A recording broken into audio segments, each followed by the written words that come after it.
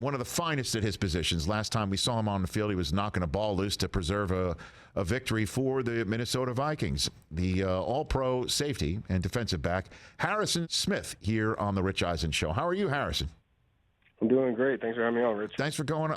How is everything in the Vikings world, in this crazy COVID-19 world? Have things changed around there for the team? What's going on there for you? The protocols have just been kind of enhanced, just like they are around the league. So, trying to keep the meetings virtual and, the contact limited, and masks and everything, just like everybody else. Okay. So walk me through your guys' season in terms of where you feel you are and where you have been, Harrison. I know that's a very wide open question, but the Vikings are a team that could be a 1 seed right now based on all the games that you had wrapped seemingly or were in, as opposed to where you are right now, Harrison. Yeah, it's definitely the wildest I've been a part of as far as close games go. You kind of talk about it every year. Everyone talks about it's one play here or there, but this has been definitely the most kind of aggressive version of that. Every game is field goal, touchdown at the end, something. So yeah, you can look at it and say we could have done this, we could have done that, but you are who you are. We're 6-7, and we still have what we want in front of us. So we're still in control of that. Do you have any conversations at all about closing games, like specifically? And if so, how do you have a conversation about that sort of thing? Yeah, we do. And one place we struggled on defense this year is 2 minute, whether it's into the first half, into the second half, and that's what a lot of games come down to. Team that scores normally wins. Team that doesn't play great defense doesn't. So that's one thing we've talked about, and the scenarios are different every week. It's not just one conversation. The time is always a factor. The timeouts.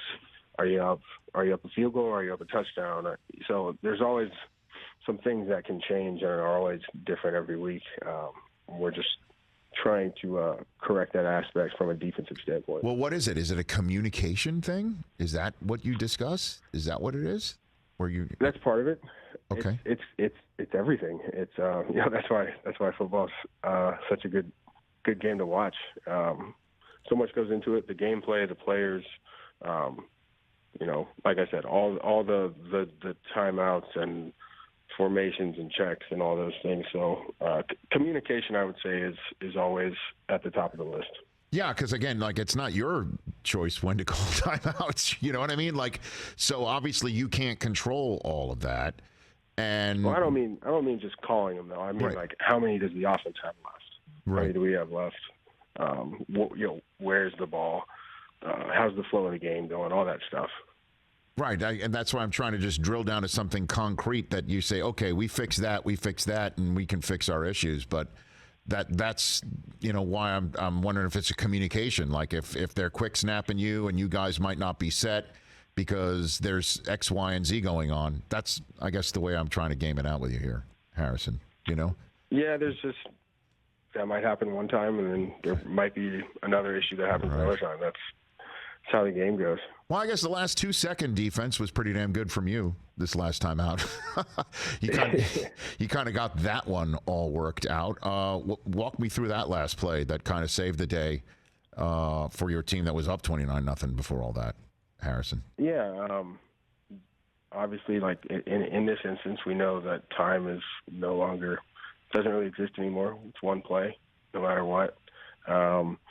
So really, in that scenario, just kind of reading the quarterback and kind of knowing where he might go with it, and then Xavier Woods on the other side had a good break as well, and kind of didn't let the tight end kind of fall away. So kind of both had a bang on the ball and got it out.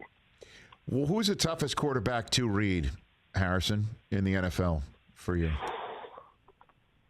Man, there's a lot of good ones. Ben had a great second half against us, and he was looking us off on the back end and stuff like that, making great throws. It's always easy for me to go with Rodgers because I see him twice a year. Right. I wouldn't say anyone's better than he is at that. There's a lot of good guys around the league, but he's pretty top shelf. Stafford threw a no look on me last year, which people probably didn't even see on TV. But right after the play, I was like, man, that was nice. You got to give it up sometimes, right? You got to give it up sometimes. They're good. They're good. What are you going to do? Well, you're the one that they circle more often than not, Harrison. So hearing it from you is obviously a big time kudo. But so what does Rodgers do? Or these guys do? They're staring at somebody they have no intention of throwing it to, and it's your job to not take that bait or know that that these are guys who would never stare at a receiver. How do you game it when you see that stuff? For you? Well, sometimes they'll throw it right where they're looking, and sometimes they're setting you up. Some of it's pre-snap. I kind of move around a lot pre-snap and try to make it a little tougher on them and the offensive line with protections and things sometimes. And so some of that is a pre-snap game, which is kind of fun. And then once the play starts, there's only so much time. You got the D-line rushing and things can fall apart. So there's only so much time they can look you off, but these guys are very good at it. Well, I mean, I don't mean for you to give up your trade secrets, even though I guess I was just asking for a couple. This week, though, you're taking on a kid who has an incredible amount of talent, certainly when he escapes the pocket, certainly when maybe he can run some play action your way. What about Justin Fields this week for you, Harrison Smith? What about this kid? Yeah. Like you mentioned, he's a young guy. He's extremely talented. Can extend plays with his legs and has a big arm. Obviously, he doesn't have a ton of reps in the NFL. So, whenever you go against a young guy, you obviously want to make it tough on him. But there's a reason he's there. There's a reason he was drafted. So, we understand the ability he brings to the table. Harrison Smith, Pro Bowler, All-Pro, right here on the Rich Eisen Show from the Minnesota Vikings. I'll just ask you point blank. It's not your first rodeo here on the program, and I'll just ask you straight out. Do you think you're playing for Mike Zimmer's job? Do you guys feel that way in your locker room right now, Harrison? I don't know from a consensus standpoint, but it's kind of the reality. Pretty much every year, every player is playing for their job. Even if you sign a new deal or whatever, we all know how it really is in the NFL. We don't have guaranteed contracts. It only takes a year or two for you to be out. So everyone's always playing for their job. Everyone's always coaching for their job. So that's just how it is. And in terms of your playoff spot, do you feel like every game is your playoff spot and positioning's on the line at the very least for you guys? Yeah, absolutely. Yeah. I mean, this is it. And this is a big game, man, for sure. Before I let you go, Harrison Smith, what'd you think of Brian Kelly leaving your alma mater for LSU? What'd you think of that? Man, I bet you liked that, didn't you? Well, coming from the Michigan guy. Yeah, I'm just asking because part of this is my world right now. You're paying rent in. You know what I'm saying? It's great. Yeah. But it did. I do like Marcus Freeman and what he is appearing to bring to the table. But I'm just wondering what it was for you to watch Brian Kelly go to another school. What'd you think of that one? I was surprised. I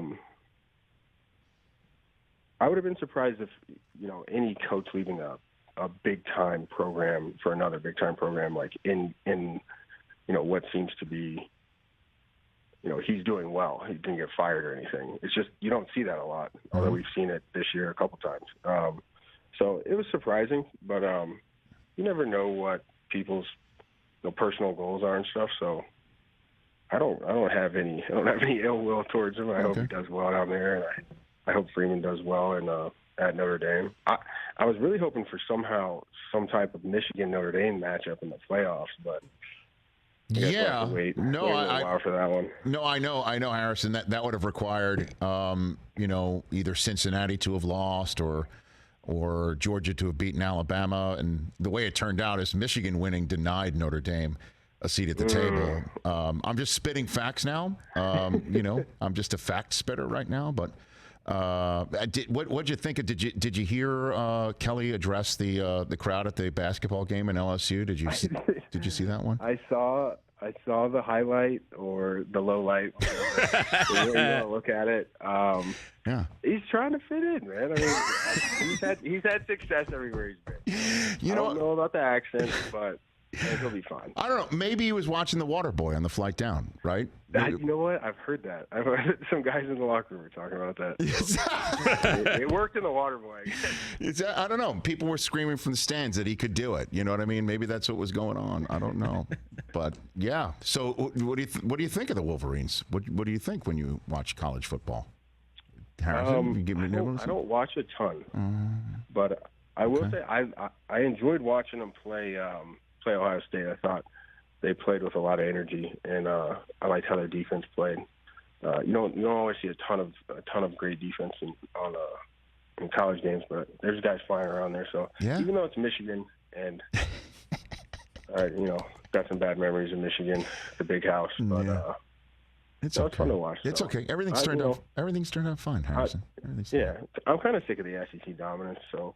Let's go, right? Let's go. I wouldn't mind seeing Michigan do something. I don't know if I want to see them win at all, but something. I don't know if you're probably a Cincinnati guy at this point.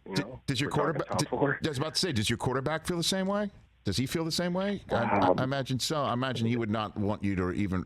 Is he rooting for the Big Ten? Yeah. Come on now, he's got to be at least rooting for the Big Ten. I don't know. He might be. He's a Big Ten guy. He might put his Sparty ways aside for you. Okay. I'll ask him when I leave. Yeah, tell him I said hi, will you? Tell him I said hello. Yeah, I will. And anybody else from Ohio State or Iowa, I'm literally writing checks right now, and it's amazing. I'm talking with my chest. My guys here are very proud of me. You got to be careful. About what? This is house money now. I should go to Vegas. This is amazing. This is house money now, Harrison. You know how it works. This is great. This is what happened with Notre Dame. They went to the playoffs and didn't have their best showings, right. And then people are like, Notre Dame never belongs again. So, right. And I don't feel want that to way. go down that road. I don't feel that way. All I know is I'm greatly appreciative of you being here, and happy holidays to you and your family. Happy holidays. Thanks for having me on. Take care, Harrison. You take care. Harrison Smith, everybody, right here on the Rich Eisen Show from the Minnesota Vikings. Hey, you watched all the way to the end. Thanks for that. Watch more right here.